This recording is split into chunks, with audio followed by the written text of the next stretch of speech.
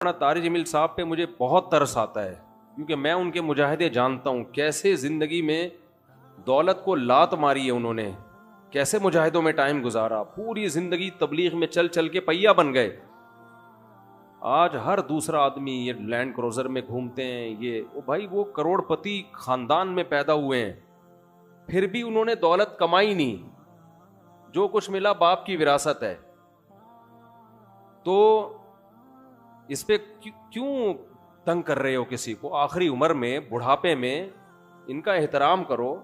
कोई इल्मी किसी पे कोई एतराज़ है तो वो शाइस्ता अंदाज में बयान कर दो। अच्छा, आजकल सोशल मीडिया पे किसी की राय के खिलाफ कोई बात करो तो फौरन ये पैसे ले रहा है, ये डॉलर ले रहा है।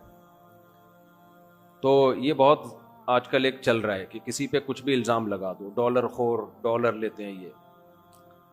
तो गवर्नमेंट पे किसी पे कोई इल्ज़ाम लगाने पर पाबंदी नहीं है, आप लगा दें पाबंदी।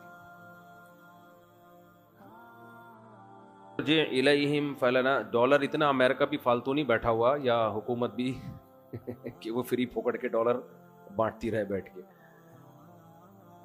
जब भी कोई दलील से बात करे ना, उसका जवाब दलील से दिया करो, प्रोपेगंडे का शिकार मत हो।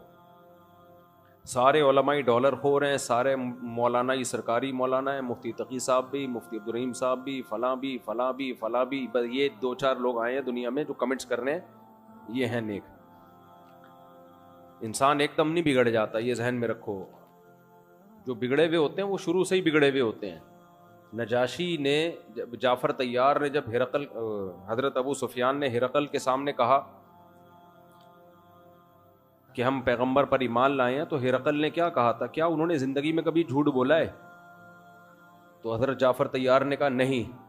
तो बादशाह ने कहा ये नहीं हो सकता कि किसी ने ज़िंदगी पर झूठ ना बोला हो और बोलने पर आया तो इतना बड़ा झूठ बोल दिया। तो ये जितने भी उलमा हैं, ये ज़िंदगियाँ इनकी माजी उठा के देखो, किस कदर मुजाहिदों में इन्होंने टाइम गुजारा। आप इनकी मौजूदा हालत को देख रहे हो। मौलाना तारिक जमील साहब पे मुझे बहुत तरस आता है, क्योंकि मैं उनके मुजाहिदे जानता हूँ। कैसे ज़िंदगी में दौलत को लात मारी है उन्होंने, कैसे मुजाहिदों में टाइम गुजारा, पूरी ज़िंदगी तबलीग में चल चल के पहिया बन गए।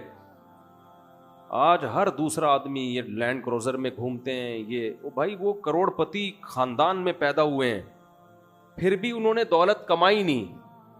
जो कुछ मिला बाप की विरासत है। तो इस पे क्यों तंग कर रहे हो किसी को? आखिरी उम्र में, बुढ़ापे में इनका एहतराम करो। कोई इल्मी किसी पे कोई एतराज़ है तो वो शाइस्ता अंदाज में बयान कर दो। कैसी उंगलियां उठा रहे हैं दरबार में जाने वाले।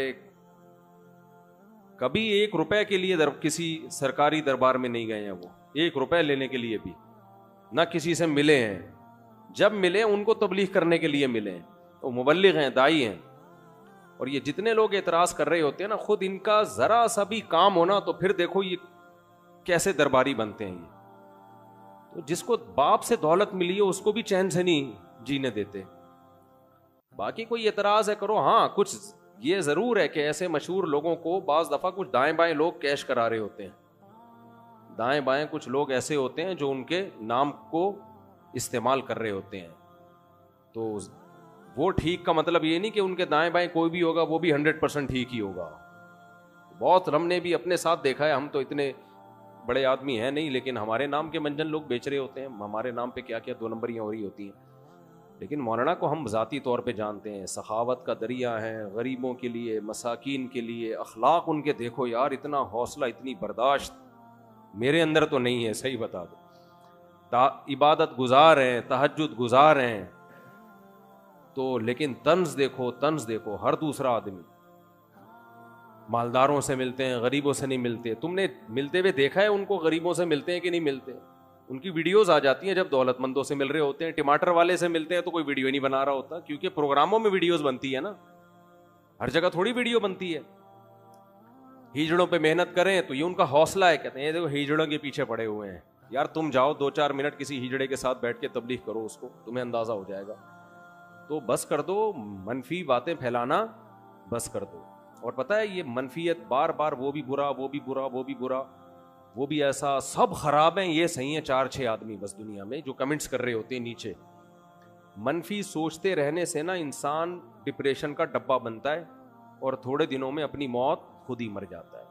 मुस्बत सोचना सीखो, पॉजिटिव सोचना सीखो। समझते हो कहां से कहां बात चली गई। वो इंटरव्यू लिया ना उनसे पॉडकास्ट में कि आप तो सादगी की तालीम देते हैं और खुद आप गाड़ियों में घूमते हैं। तो सुलेमान अलैहिस्सलाम सादगी की तालीम देते थे कि नहीं देते थे, जिनका हम वाकया सुन रहे हैं। और ऐसा अर्श रखा हुआ था, आगे आ रहा है, ऐसा तख्त, लग्जरी तख्त था कि आपकी सोच जहां ख़त्म होती है वहां से सुलेमान अलैहिस्सलाम का तख्त शुरू होता है। तो दौलत रखना सादगी के खिलाफ नहीं है। समझते हो कि नहीं समझते। एक साहब कहने लगे MTJ की प्रोडक्ट की कीमतें देखो तो होश उड़ जाते हैं, तो मत खरीदो ना, साथ वाली गरीब वाली दुकान से खरीद लो। बहुत ज्यादा कीमत पे बेच रहे हैं तो मत खरीदो भाई। और वो कौन सा दुकान पे बैठ के बेच रहे हैं, तो नीचे लोग उनका बिजनेस संभाला हुआ है, नाम उनका इस्तेमाल हो रहा है। और अगर बेच रहे हैं डबल ट्रिपल करके बेच रहे हैं तो आप मत खरीदो ना, आपका दिमाग खराब है, वहीं से लोगे आप। उन्होंने कहा है कि जो मेरे MTJ से जो खुशबू नहीं खरीदे वो दायरे इस्लाम से खारिज है। मत खरीदो यार, आप बेवकूफ हो। तो पर्सनल लाइफ में इस तरह से, जो मैं नहीं कह रहा वो फरिश्ते हैं उनसे गलती नहीं हो सकती, कोई इल्मी लिहाज से किसी पर कोई इश्काल हो तो मुहज़्ज़ब तरीके से किया जा सकता है, वो ठीक है। वो तो अल्लाह के पैगंबर के अलावा कोई भी गलती से पाक नहीं है। तो बहुत अफसोस होता है, कौम जो है ना बहुत मनफी सोचती है, बहुत मनफी सोचती है। खैर अच्छा भाई, तो सुलेमान अलैहिस्सलाम ने फरमाया इरजी इलैहि, वापस वो हदिये लेकर आए थे ना, उसका ख्याल ये था ये हदिये देख के क्या हो जाए। हाँ मैं ये कह रहा था कि जिसने ज़िंदगी में कभी डॉलर न लिए हो हुकूमत से, इस्टेब्लिशमेंट से, अमेरिका में, वो क्यों अब डॉलर लेके गलत बयानी करेगा। आप ये बोल दो इसके बयान पे हमें एतराज़ है, हम इनके बयानिया से मुत्तफिक नहीं है, ये नहीं बोलो कि डॉलर लिए हुए हैं, ये नहीं बोलो। और आज जो बोल रहे हैं कि वो उन्होंने फलां से डॉलर लिए हुए हैं, यही बात जब वो इनसे मिल रहे थे तो वो कह रहे थे इन्होंने फलां से डॉलर लिए हुए हैं, यानी ये भी डॉलर दे रहे हैं वो भी डॉलर दे रहे हैं, तो ये सबसे डॉलर ले रहे हैं। और ये नहीं होता भाई, जब उनसे मिले थे उन्होंने डॉलर दिए थे तो ये वाले थोड़ी देंगे, बोलेंगे तू तो उसका आदमी है। फेंकते रहो फेंकते रहो, गवर्नमेंट की तरफ से कोई पाबंदी नहीं है फेंकने पर। अच्छा भाई, तो हम चलते हैं। तो सुलेमान अलैहिस्सलाम फरमाया इरजी, वापस। आप उनकी राय से इख्तलाफ करो, सियासत में भी इख्तलाफ करो उनसे। हम ये नहीं कह रहे जो उनके सियासी मौक़िफ़ है आप उसकी हिमायत करो ना, आप इख्तलाफ करो उनके सियासी मौक़िफ़ से। आप बोलो आपकी जो सियासी राय है हम उससे मुत्तफ़िक़ नहीं है, 100 दफ़ा करो। ये नहीं बोलो कि आप इस राय में मुखलिस नहीं है, आप पैसे लेके ये राय दे रहे हैं, ये बहुत बड़ा इल्ज़ाम होता है। पैसे दे के बयानियाँ बदलना, ये कोई बहुत ही गलीज़ पलीद आदमी होता है जो ये काम करता है। ये कोई बहुत ज़्यादा इसके लिए गंदा होना पड़ता है, जो अचानक नहीं हो जाता, जो पैदाइशी गंदे होते हैं, बाप दादा से ये चीज़ें सीखी होती हैं। हिरकल ने कहा था अबू सुफियान से 40 साल किसी ने झूठ नहीं बोला, और वो झूठ बोलने पर आए तो इतना बड़ा झूठ कि मैं अल्लाह का पैगंबर हूं, ये नहीं हो सकता। किसी ने जिंदगी में कभी चोरी ना की हो, अचानक बैंक में करोड़ों रुपए का डाका डाल दे, ऐसा नहीं हो सकता भाई। शुरू में चप्पल चोरी, फिर आहिस्ता आहिस्ता ये बड़े बड़े जो डाकू है ना, जो